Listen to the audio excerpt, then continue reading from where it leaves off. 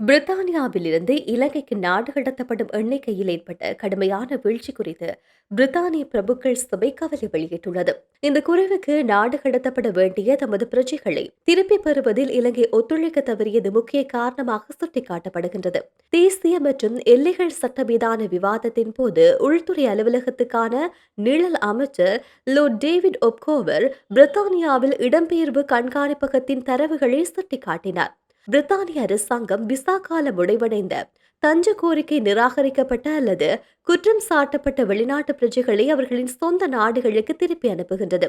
ஆனால் கடந்த 10 ஆண்டுகளுக்கு முன்பிருந்த வீதத்துடன் ஒப்பிடுகையில் தற்போது பிரித்தானியா இலங்கைக்கு நாடு கடத்தும் மக்களின் எண்ணிக்கை 97% குறைவடைந்துவிட்டது.